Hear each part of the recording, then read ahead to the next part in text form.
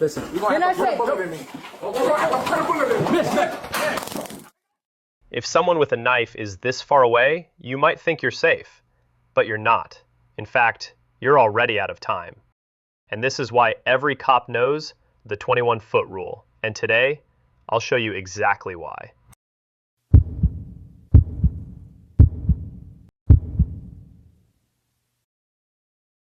"21 feet. It's a weirdly specific distance that's ruined a lot of calm classroom conversations and, depending on who you ask, saved a lot of officers' lives. Today, we're breaking it down. What it is, what it isn't, and how cops actually survive a knife charge when the world flips from slow motion to oh shit in 1.5 seconds. Back in the early 80s, Lieutenant Dennis Tueller ran a simple training drill. Someone with a knife would start at a set distance, sprint toward the shooter, and the instructor would time how long it took to make contact. The takeaway was that an attacker could cover roughly 21 feet in the time it takes an officer to unholster and fire, or about 1.5 seconds. Trainers turned that observation into a practical drill we still call the Tueller Drill. But while it sounds simple, there's a little more to it. Unholster time isn't just hand movement. It includes perception, or seeing the threat, a decision, is this a deadly force situation, and motor skills, drawing, aiming, and firing. That full chain is key. Observation to decision, reaction, also known as the reactionary gap. So, why did this stick? Because it gives a simple, memorable boundary. If someone's inside that zone with a knife, things get dangerous real fast.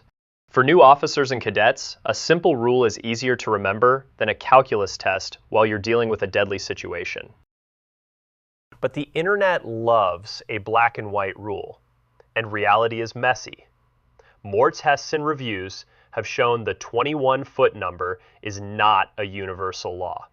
Things like the suspect's speed, footwear, ground surface, whether they're holding a kitchen knife or a small box cutter, even their intent, they all change the math. It turns out humans are complicated. I know, shocking. So let's imagine that there is someone with a knife standing at the other end of this hallway, and all the doors are locked. You've got nowhere to move, no exits, just reaction time. Now put that same person at the other end of this room. You have exits, room to maneuver, and obstacles that create time and space, increasing the reactionary gap. And what is the reactionary gap? It's the physical distance and amount of time you need to perceive, decide, and act. It's not just how fast you can pull a trigger. It's everything that happens in your head and body during that 1 to 2 second window. So if 21 feet isn't the only thing that keeps you alive, what does save you? Here's the list. Movement and positioning. Don't be a statue. Angling, sidestepping, and using cover all increase reaction time. Distance and time. Continuously being assessed. It's a sliding scale, not a cliff. Verbal control and commands. These will slow down the suspect's decision-making, buying you milliseconds, which can be precious. Alternative tools. Baton, taser, or other less lethal tools can change the game. This is dependent on each situation and not always appropriate. And lastly, training under stress. Practicing your draw or other crucial movements under stress will help reduce your reactionary gap. 30 minutes of talking, negotiating, and trying every less lethal option in the book. And then this guy decides it's time to audition for Braveheart. The second he stands up and charges, the clock starts ticking. From the first step to the first shot, about 3.5 seconds. That's less time than it takes most people to unlock their phone with Face ID. Notice in the aerial view, officers are retreating because every step back buys them another sliver of reaction time. Now watch this one. She's got her hand buried in her purse. Officers are giving commands, and when she finally pulls it out, it's not chapstick. She's holding a knife above her head like it's Psycho Walmart edition. From blade raise to shots fired, just under 3 seconds.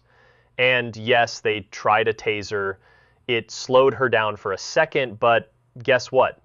Pain compliance doesn't always work on someone charging with lethal intent. Here's a different approach. A Phoenix officer is facing a guy with a knife, and instead of rushing into a bad spot, she keeps moving back. She buys herself precious time and doesn't have to shoot. Yet. But once he shifts from walking to sprinting, the gap collapses, and at that point, it's over. Shut up! Shut up! She fires, because standing your ground against a sprinting knife is like challenging a cheetah to a foot race. Spoiler, you lose. And then there's this nightmare setup. Tiny New York apartment hallway. Officers are already boxed in when the suspect pulls a long knife from his waistband. He even shoves a woman out of the way, which briefly slows things down. That little obstacle buys officers reaction time, but not much. One officer tries a taser, but it fizzles out. The second officer waits to confirm it's ineffective, then fires. No space, no cover, no retreat. This is about as tight as it gets. Now watch this sprint. The suspect takes off at full speed with a knife. Oh, please! No, no, no, no, no, no! Put it on! And the officer knows what's coming. You can hear him say, "No, no, no," as he backpedals. From start to shots fired, just over 2 seconds. That's about the time it takes to sneeze.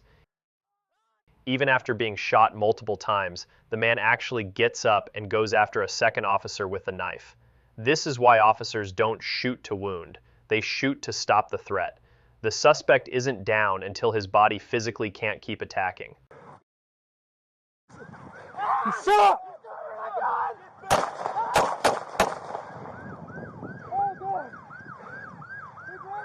Hey, you good? You good? You good? Essentially, just shot to go for another. Just remember, the 21-foot rule is a training concept, not a legal shield. Courts don't automatically greenlight a use of force because someone was under 21 feet. Justification always depends on the totality of circumstances. The court looks at all factors before making a decision, not just one. It would be like picking the winner of a boxing match after round 1. You're missing most of the fight. Mythbusters even tested a version of the Tueller Drill on TV. Yep, a sprinting, screaming Heineman is what nightmares are made of. Spoiler, the margin for error is tiny. Just barely. So yeah, 21 feet gets you thinking, but it shouldn't put your brain on autopilot. Train, move, and treat that distance as a tool, not a rule. Now, if you're still here, enjoyed this, or found it useful, hit subscribe and drop any questions below.